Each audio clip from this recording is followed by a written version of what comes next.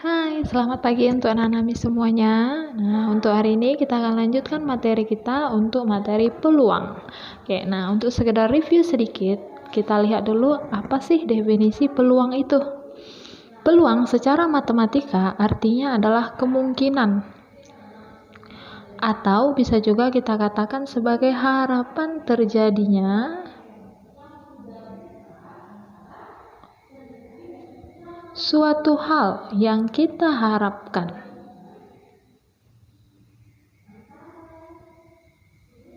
Misalnya nih kita mau berharap kita akan sehat sampai corona ini berakhir. Berapa sih peluang kita dengan cara hidup kita yang sekarang ini?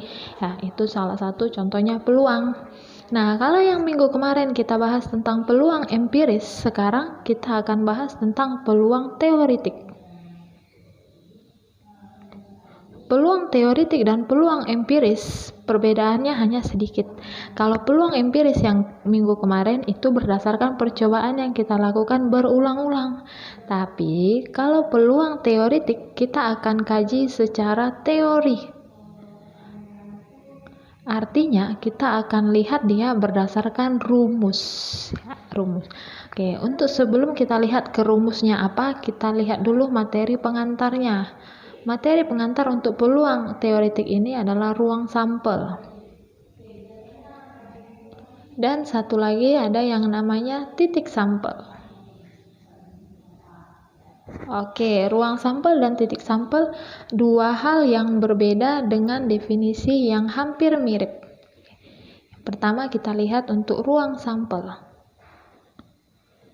Ruang sampel itu artinya himpunan semua kejadian yang mungkin terjadi. Himpunan semua kejadian atau harapan terjadinya kejadian yang mungkin terjadi. Semuanya yang mungkin terjadi. Nah, tapi untuk titik sampel kita hanya ambil sebagian. Jadi definisi titik sampel itu bisa kita simpulkan sebagai anggota dari ruang sampel. Jadi tidak semuanya ruang sampel kita ambil untuk menjadi titik sampel. Misalnya, kita akan tentukan apa saja sih ruang sampel dari himpunan bilangan asli. Ya, bilangan asli itu kan dimulai dari angka 1 sampai angka 9. Nah, berarti ruang sampelnya dari 1, 2, 3, 4, 5, 6, 7, 8, 9. Sementara titik sampel seandainya dari bilangan asli itu kita hanya akan ambil bilangan genap saja. Artinya yang merupakan yang habis genap itu kan habis dibagi 2. Berarti anggotanya hanya 2, 4, 6, dan 8. Nah, 2, 4, 6, dan 8 itu yang namanya titik sampel. Sementara angka 1 sampai angka 9 itu ruang sampel. Ya, bisa ya membedakannya antara ruang sampel dan titik sampel. Oke, baru lanjut lagi nih. Untuk ruang sampel dan titik sampel ada caranya. Sebelum ke caranya, kita lihat dulu untuk ruang sampel. Untuk peluang, ada nanti kita temukan yang namanya banyak ruang sampel atau jumlah ruang sampel. Banyaknya ruang sampel kita simbolkan dengan NS, ya, jumlah ruang sampel. Untuk menentukan ruang sampel, kita nggak bisa sembarangan. Ada cara untuk menentukan ruang sampel. Kalau kamu lihat dari buku cetak atau kamu lihat dari LKS, mungkin kamu akan temukan cara-cara untuk menentukan ruang sampel. Cara menentukan ruang sampel ada 3. Yang pertama, kita bisa lakukan dengan cara mendaftarkannya anggotanya. Yang kedua, ada nanti yang namanya diagram pohon. Dan yang ketiga, ada dengan cara tabel. Cara mendaftar, diagram pohon, dan tabel ini berbeda, tapi kamu boleh pilih yang mana yang kamu mau. Jadi tidak wajib tiga-tiganya dipakai ya. Oke, untuk SMP kelas 8, kita lihat ruang sampel yang akan sering muncul. Yang pertama adalah masalah koin. Koin atau uang ya. Nah, kita lihat untuk satu koin. Kalau koin itu kamu ambil, kamu pasti ada dapat sisi depan dan sisi belakang ya. Nah, untuk matematika, ada sisi A dan ada G. A ini kita simpulkan dengan angka. G ini gambar. Yang namanya angka ini berarti dia koin kita 500 kah, 1000, 200 atau 100, itu yang angka. Gambarnya berarti sebaliknya, yang di belakang angka tadi. Untuk satu koin berarti ruang sampel simbolnya S hanya ada 2. Kalau tidak angka ya otomatis gambar. Ini dia penulisannya, S-nya berarti A dan G. Kalau ditanya nanti berapa banyak ruang sampel dari satu koin, kita tinggal hitung saja ada berapa. 1, 2. Berarti NS-nya 2. Ini untuk satu koin. Sekarang kita lihat bagaimana untuk 2 koin. Untuk 2 koin kita bisa lakukan dengan cara yang 3 ini ya. Kita lihat dulu kalau kita gunakan diagram pohon. Diagram pohon seperti ini nanti gambarnya. Karena kita punya 2 koin, kita ambil dulu koin pertama dan koin kedua. Lalu di sini ada ruang sampel karena yang akan kita tentukan adalah ruang sampelnya. Koin pertama, kita punya ruang sampelnya angka dan gambar. Koin kedua, dia juga ada angka gambar. Ada angka gambar. Angka ini kita pasangkan dia dengan koin kedua. Begitu juga dengan gambar. Ya, yang mana yang ruang sampel? Ini yang kita lihat dari 4 ini. A ketemu dengan A, berarti ruang sampelnya AA. AG berarti AG. Nah, ini otomatis GA dan yang terakhir GG. Ini cara diagram pohon. Nah, kalau kita lakukan dengan mendaftar, nah, kita bisa manfaatkan yang dari diagram pohon ini, yang ruang sampelnya ini. Otomatis sampel AA, AG, GA, dan terakhir GG. Yang 4 ini kita dapat dari ini. Oke, itu dia cara diagram pohon dan cara mendaftar. Nah, bagaimana dengan cara yang satu lagi? Kita lihat untuk tabel. Kalau cara tabel berarti kita siapkan dulu tabelnya. Oke, anggap di sini koin 1 dan ini koin 2. Nah, karena setiap koin punya banyak sisi yang sama, di sini ada angka, ada gambar, koin yang satu lagi juga ada angka dan gambar. Nah, cara penentukan ruang sampelnya begini. A ketemu dengan A, maka di sini hasilnya. A ketemu dengan G, di sini hasilnya. AG. Ini G ketemu dengan A, berarti GA. G ketemu dengan G, GG. Nah, ini ruang sampelnya. Berarti sampelnya sama tadi. Ada AA, ada AG, kemudian ada GA, dan juga ada GG. Sama-sama 4. Ini dengan cara tabel dan ini dengan cara mendaftar, yang ini dengan cara diagram pohon. Kalau kamu lebih gampang dengan diagram pohon boleh, atau kamu mau coba dengan cara tabel itu juga boleh. Sama saja, yang penting intinya kamu mau membuat ruang sampelnya. Nah, sekarang kita lanjut lagi. Bagaimana kalau dia 3 koin? Oke, untuk 3 koin kita akan coba dengan diagram pohon saja. Diagram pohon, kita punya ada 3 koin ini. Koin pertama ada angka dan ada gambar. Kemudian ada koin 2. Koin 2 juga ada angka gambar, ada angka gambar. Oke, kita gabungkan dia, angka gambar. Kemudian ada lagi nih koin 3. Koin 3 juga ada angka gambar. Berarti setiap ada ini kita juga harus kasih panah 2. Sebanyak ruang sampel 1 koin.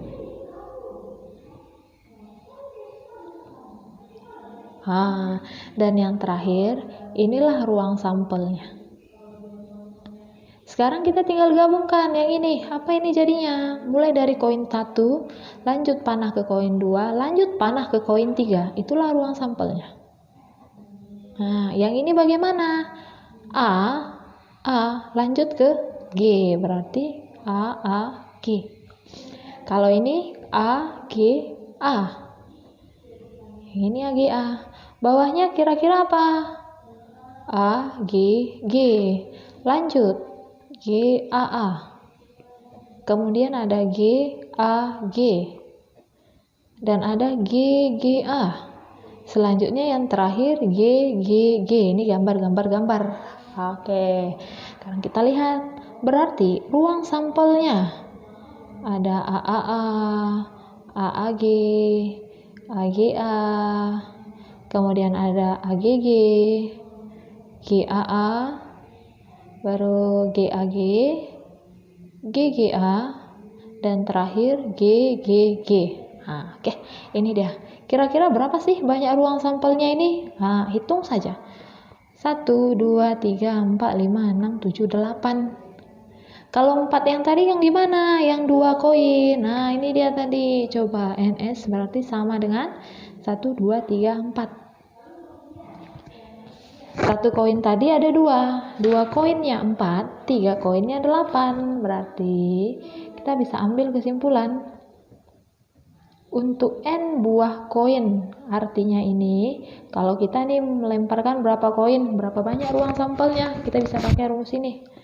Berarti banyak ruang sampelnya sama dengan 2 pangkat N. Ini dia. Misalnya kalau kita mau melemparkan 5 koin, kira-kira berapa banyak ruang sampelnya? Ya, kita gunakan saja ini. 2 pangkat N-nya yang ini 5, berarti 2 pangkat 5. 2 pangkat 5 32 gitu. Jadi untuk 5 koin ruang sampelnya itu ada 32. Itu dari segi rumus. Sekarang kita akan manfaatkan ruang sampel 3 koin, 2 koin, dan 1 koin. Kita lihat contohnya. Contoh 1. Oke, soalnya misalnya tentukan titik sampel munculnya 2 angka. 2 angka dan 1 gambar. Oke, dan 1 gambar pada pelemparan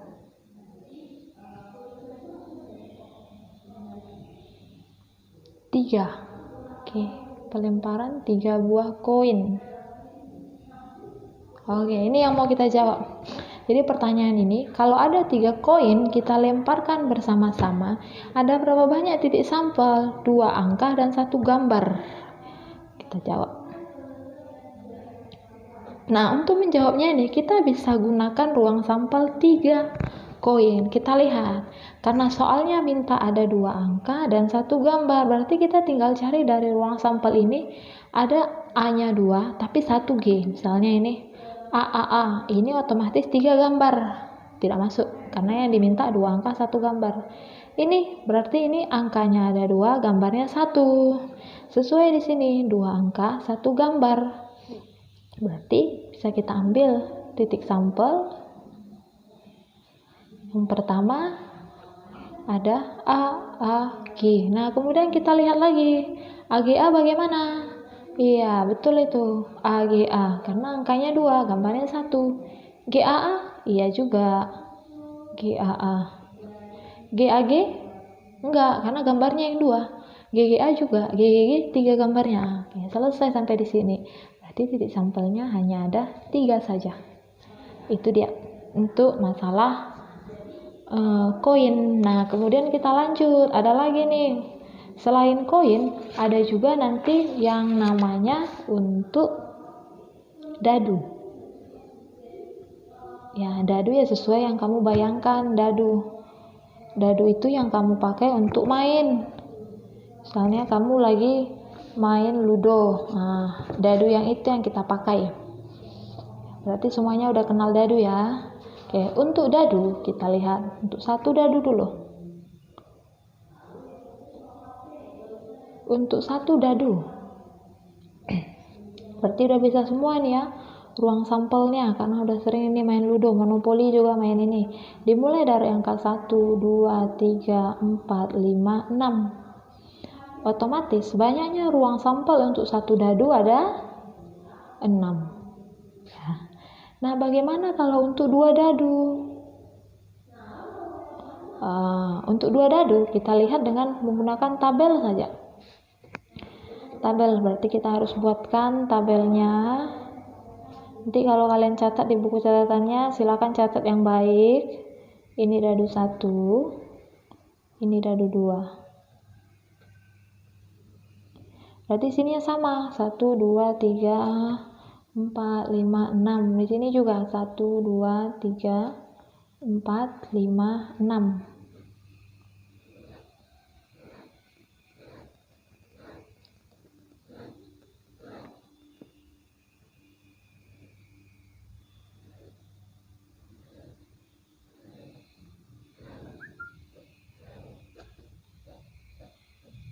Oke.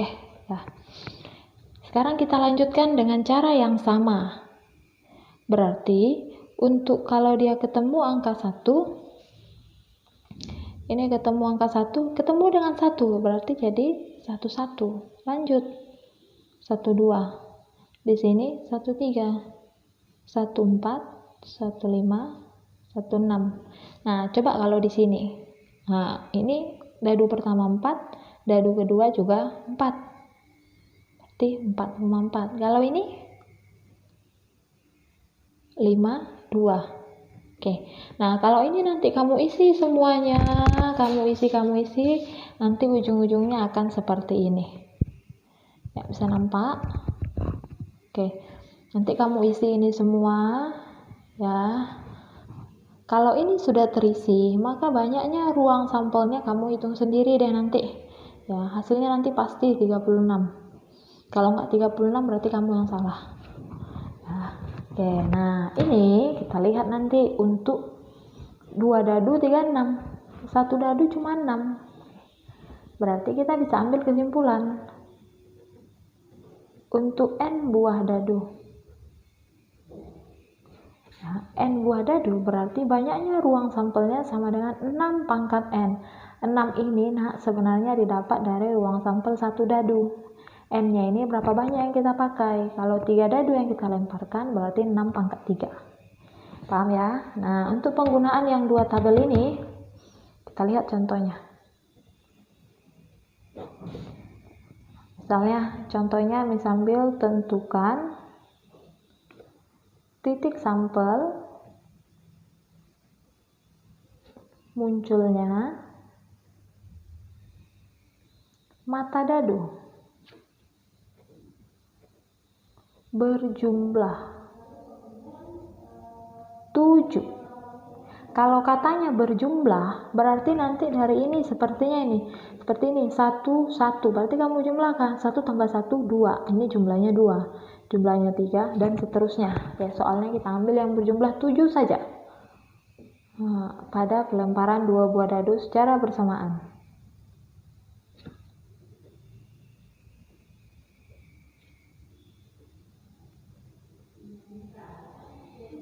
Oke, nah ini dia contohnya, sekarang kita jawab.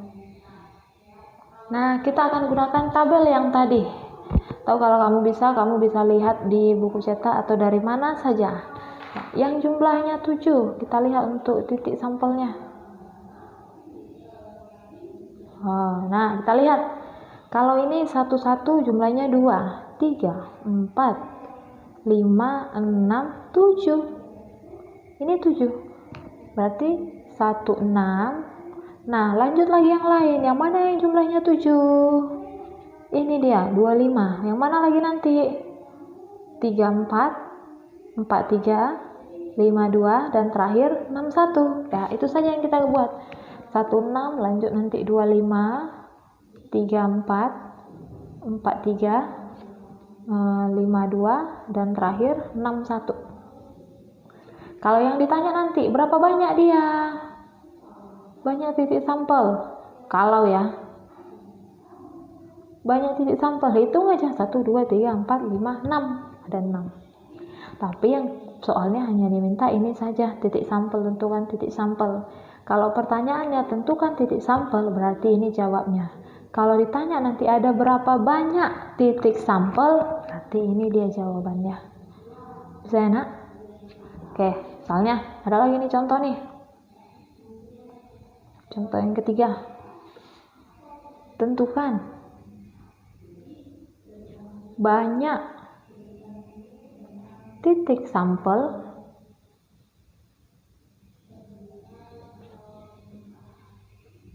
pada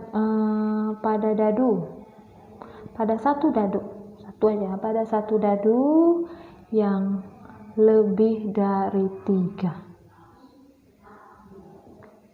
Oke, satu dadu tapi lebih dari 3, itu pertanyaannya.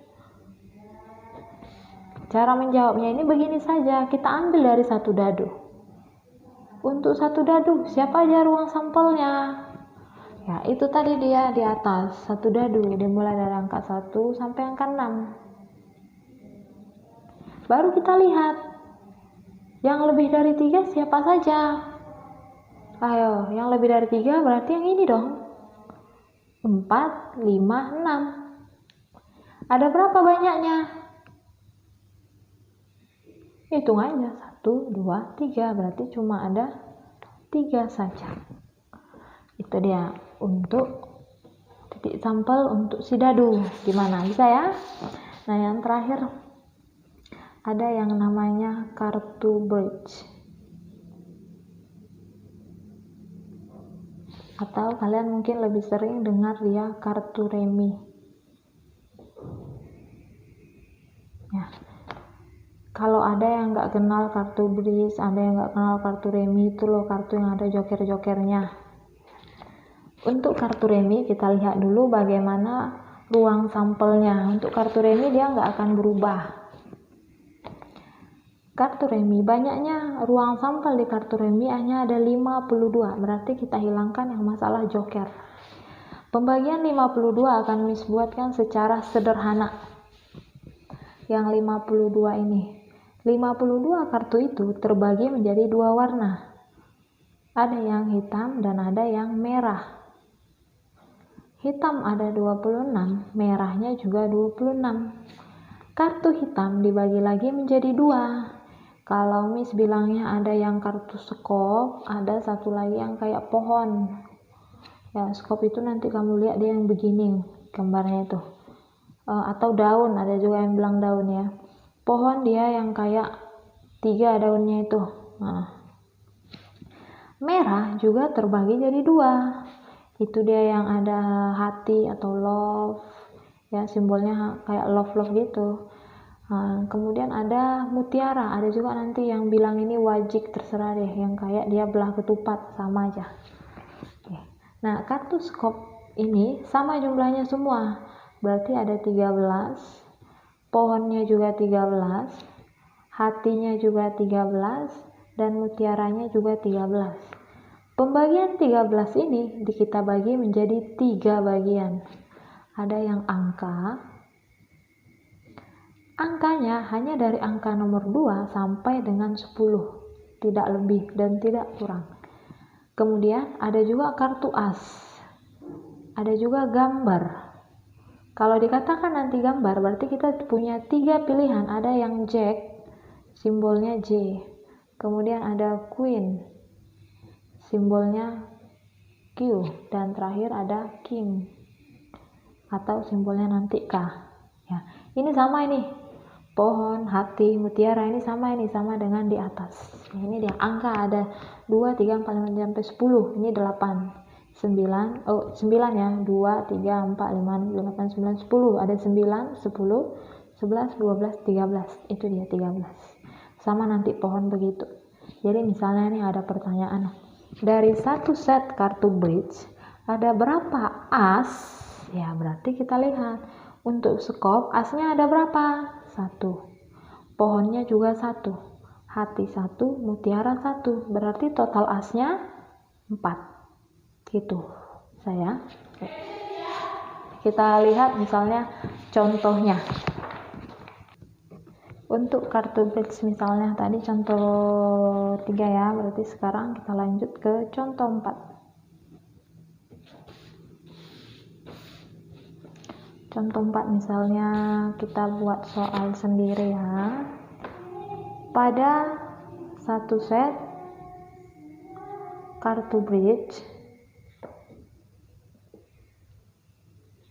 tentukan banyaknya kartu king. cooking? Jawab. Oke, nah udah ada yang bisa jawab nih kira-kira. Oke, sama seperti yang tadi. Kita lihat untuk kartu kingnya. Kartu king. Untuk hati, ada berapa kartu king di hati? Cuma ada berapa? Satu kan? Hatinya satu. Kemudian permata. Permata juga satu. Pohonnya juga satu. Sekop satu juga, jadi totalnya cuma ada 4. Udah selesai. Seperti itu nanti soal-soal yang untuk kartu bridge untuk ruang sampel. Gampang. Nah, yang terakhir setelah ada tadi koin, dadu, kartu bridge, sekarang kita lihat gabungan ruang sampel. Atau misalnya kita buat ruang sampel gabungan.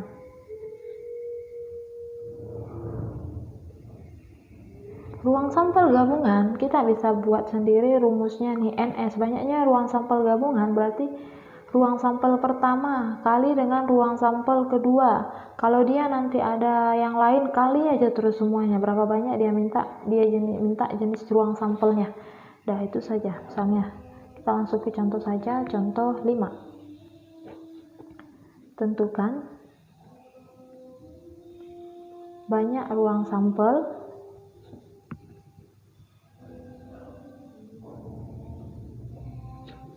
dari pelemparan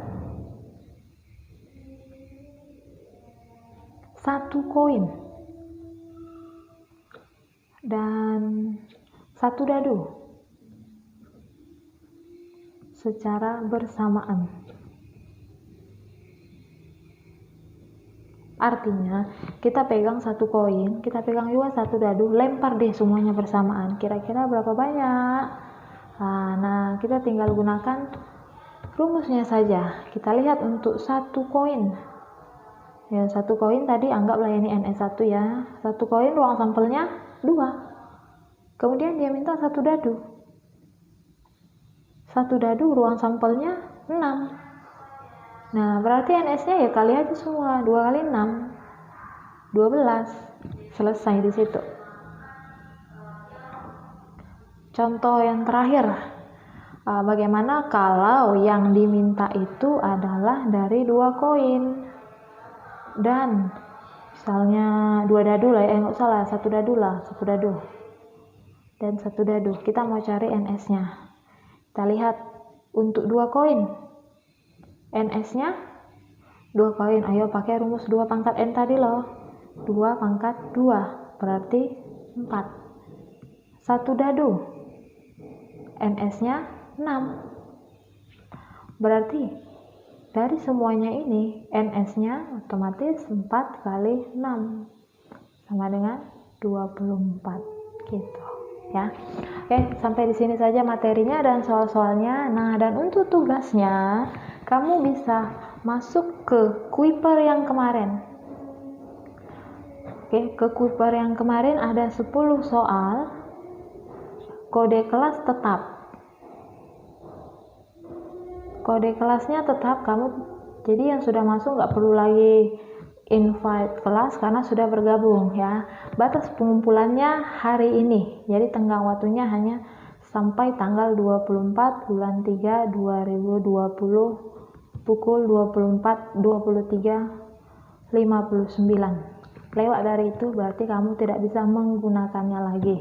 Ini akan diambil sebagai nilai tugas untuk peluang.